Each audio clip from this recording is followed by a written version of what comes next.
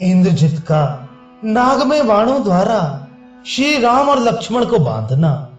इस प्रकार उन वानर और राक्षसों में युद्ध चल ही रहा था कि सूर्यदेव अस्त हो गए तथा प्राणों का संहार करने वाली रात्रि का आगमन हुआ। वानरों और राक्षसों में परस्पर वैर बंध गया था। दोनों ही पक्षों के योद्धा बड़े भयंकर थे तथा अपनी अपनी विजय चाहते थे। अतः उस समय उनमें रात्रि युद्ध होने लगा। उस दारुण अंधकार में वानर लोग अपने विपक्षी से पूछते थे, क्या तुम राक्षस हो? और राक्षस लोग भी पूछते थे, क्या तुम वानर हो? इस प्रकार पूछ पूछ कर सम्रांगण में वे एक दूसरे पर प्रहार करते थे। सेना में सब ओर मारो, काटो, आओ तो क्यों भागे जाते हो, ये भयंकर शब्द सुनाई दे रहे थे। काले काले राक्षस स्वर्णमय कवचों से विभूषित होकर उस अंधकार में ऐसे दिखाई देते थे मानो चमकती हुई औषधियों के वन से युक्त काले पहाड़ हों। उस अंधकार से पार पाना कठिन हो रहा था। उसमें क्रोध से अधीर हुए महान वेगशाली राक्षस वानरों को खाते हुए उन पर सब ओर से टूट पड़े। तब वानरों का कोप बड़ा भयानक हो उठा।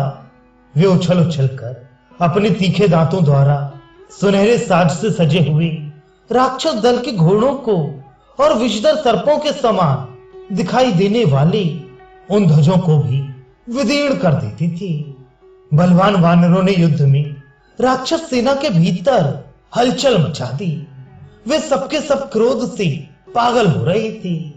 अतः हाथियों एवं हाथी सवारों को तथा ध्वजा पताका से सुशोभित रथी को भी खींच लेते और दांतों से काट काट कर क्षत विक्षत कर देते थे। बड़े बड़े राक्षस कभी प्रकट होकर युद्ध करते थे और कभी अदृश्य हो जाते थे, परंतु श्री राम और लक्ष्मण विषधर सर्पों के समान अपने बाणों द्वारा दृश्य और अदृश्य सभी राक्षसों को मार डालते थे। घोड़ों की टाप से चूर्ण होकर रथ के पहियों से उड़ाई हुई धरती की धूल योद्धाओं के कान और नेत्र बंद कर देती थी। इस प्रकार रोमांचकारी भयंकर संग्राम के छिड़ जाने पर वहां रक्त के प्रवाह को बहाने वाली खून की बड़ी भयंकर नदियां बहने लगी।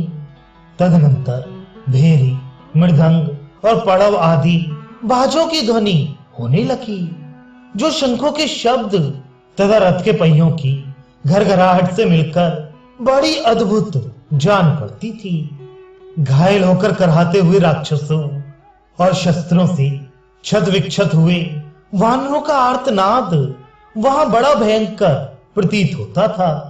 शक्ति, शूल और फरसों से मारे गए मुख्य मुख्य वानरों तथा वानरों द्वारा काल के गाल में डाले गए इच्छानुसार रूप धारण करने में समर्थ पर्वताकार राक्षसों से उपलक्षित उस युद्ध भूमि में रक्त के प्रवाह से कीच हो गई थी।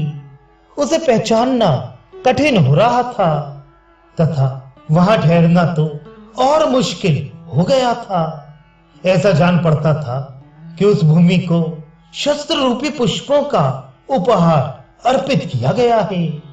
वानरों और राक्षसों का संहार करने वाली वह भयंकर रजनी काल रात्रि के समान समस्त प्राणियों के लिए दुर्लंघ्य हो गई थी।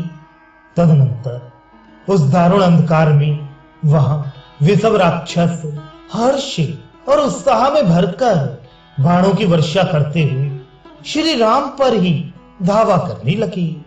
उस समय कुपित हो गर्जना करते हुए उन आक्रमणकारी राक्षसों का शब्द प्रलय के समय सातों समुद्रों के महान कोलाहल सा जान पड़ता था। तब श्री रामचंद्र जी ने पलक मारते मारते अग्नि ज्वाला के समान 6 भयानक बाणों से इन निशाचरों को घायल कर दिया। इनके नाम इस प्रकार हैं: दुर्धर्षवीर, यज्ञ शत्रु, महापाशव, महोदर, महाकाय, वज्रदंष्ट तथा वे दोनों शुक और सारण। श्री राम के बाण समूहों से सारे मर्म स्थानों में चोट पहुंचने के कारण वे छहों राक्षस युद्ध छोड़कर भाग गए।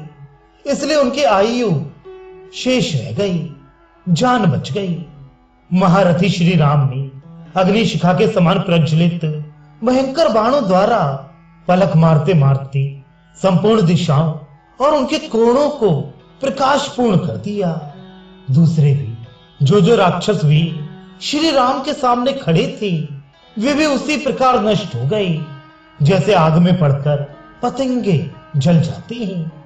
चारों ओर स्वर्ण में पंख वाले बाण गिर रहे थे। उनकी प्रभा से वे रजनी जुगनुओं से विचित्र दिखाई देने वाली शरद ऋतु की रात्रि के समान अद्भुत प्रतीत होती थी। राक्षसों के सिंहनादों और भेड़ियों की आवाजों से वह भयानक रात्रि और भी भयंकर हो उठी थी। सब ओर फैले हुए उस महान शब्द से प्रतिध्वनित हो कंदराओं से व्याप्त त्रिकूट पर्वत मानो किसी की बात का उत्तर देता सा जान पड़ता था। लंगूर जाति के विशालकाय वानर जो अंधकार के समान काले थे, निशाचरों को दोनों भुजाओं में कसकर मार डालते और उन्हें कुत्ते आदि को खिला देते थे। दूसरी ओर अंगद रणभूमि में शत्रुओं का संहार करने के लिए आगे बढ़ी। उन्होंने रावण पुत्र इंद्रजित को घायल कर दिया तथा उसके सारथी और घोड़ों को भी यमलोक पहुंचा दिया। अंगद के द्वारा घोड़े और सारथी के मारे जाने पर महान कष्ट में पड़ा हुआ इंद्रजित रथ को छोड़कर वहीं अंतर्धान हो गया। प्रशंसा के योग्य वाली कुमार अंगद के उस पराक्रम की ऋषियों सहित देवताओं तथा दोनों भाई श्री राम और लक्ष्मण ने भी भूर भूर प्रशंसा की। संपूर्ण प्राणी युद्ध में इंद्रजित के प्रभाव को जानते थे, अतः अंगद के द्वारा उसको पराजित हुआ देख उन महात्मा अंगद पर दृष्टिपात करके सबको बड़ी प्रसन्नता हुई। शत्रु को पराजित हुआ देख सुग्रीव और विभीषण सहित सब वानर बड़े प्रसन्न हुए और अंगद को साधुवाद देने लगे। युद्ध स्थल में भयंकर कर्म करने वाली पुत्र अंगद से पराजित होकर इंद्रजित ने बड़ा भयंकर क्रोध प्रकट किया। रावण कुमार वीर इंद्रजित ब्रह्मा जी से वर प्राप्त कर चुका था।